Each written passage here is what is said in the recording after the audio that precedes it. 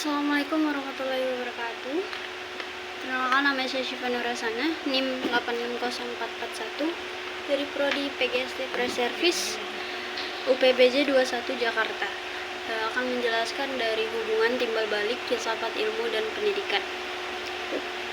Lalu selanjutnya, di sini ada peta konsep, yaitu yang pertama mengawasi dan menguatkan, lalu yang kedua memperkuat perkembangan, lalu yang ketiga pendidikan, kebijakan, kurikulum, proses pembelajaran. Lalu yang selanjutnya, filsafat ilmu memiliki peran penting dalam mengawasi memperkuat ilmu pendidikan. Yang pertama yaitu filsafat ilmu membantu menguji dasar dan tujuan pendidikan. Misalnya, mengapa pendidikan perlu dilakukan dan apa manfaatnya bagi manusia. Lalu yang kedua, filsafat ilmu memastikan bahwa ilmu pendidikan memiliki dasar ilmu yang jelas melalui metode penelitian, pengamatan, dan evaluasi yang sistematis.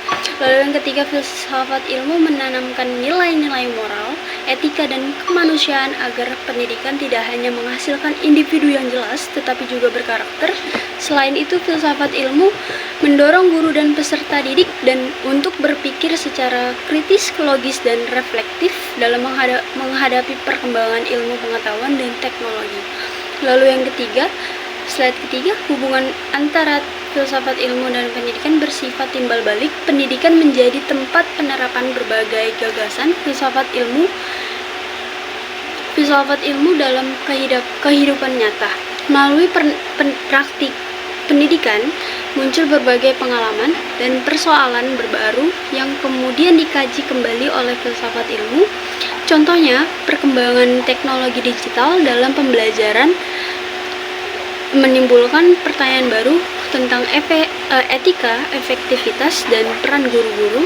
Dengan demikian, pendidikan turut memperkuat perkembangan filsafat ilmu karena perubahan sosial dan perkembangan zaman selalu membutuhkan pemikiran baru yang lebih relevan.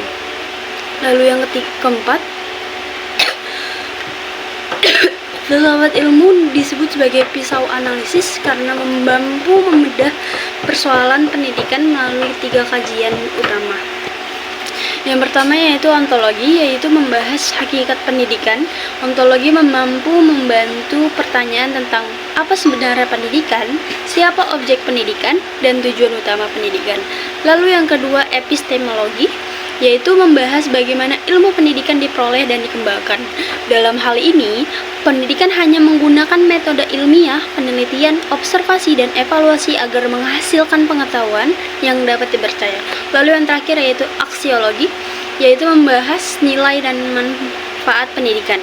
Pendidikan tidak hanya bertujuan memberikan ilmu, tetapi juga membentuk moral karakter dan tanggung jawab sosial. Melalui ketiga aspek tersebut, filsafat ilmu membantu menganalisis berbagai masalah pendidikan secara lebih mendalam dan sistematis.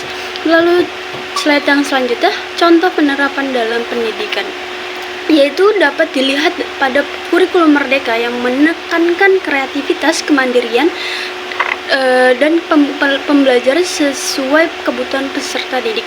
Selain itu, metode pembelajaran berbasis diskusi dan pemecahan masalah menunjukkan penerapan filsafat ilmu karena siswa dilatih berpikir kritis dan aktif mencari pengetahuan. Penggunaan teknologi dalam pembelajaran juga perlu dikaji secara filosofis agar tetap memperhatikan etika dan nilai kemanusiaan. Contoh lainnya adalah pendidikan karakter agar tidak hanya cerdas secara akademik tetapi juga memiliki sikap disiplin, tanggung jawab, dan empati. Lalu slide selanjutnya, penutup. Ya, sebagai kesimpulan, filsafat ilmu dan pendidikan memiliki hubungan yang saling mendukung. Filsafat ilmu menjadi dasar untuk mengkaji hakikat, metode, dan nilai pendidikan, sedangkan pendidikan menjadi sarana penerapan dan pengembangan filsafat ilmu. Melalui hubungan tersebut, pendidikan dapat berkembang menjadi lebih berilmiah, bermakna, dan sesuai dengan kebutuhan masyarakat. Terima kasih. Wassalamualaikum warahmatullahi wabarakatuh.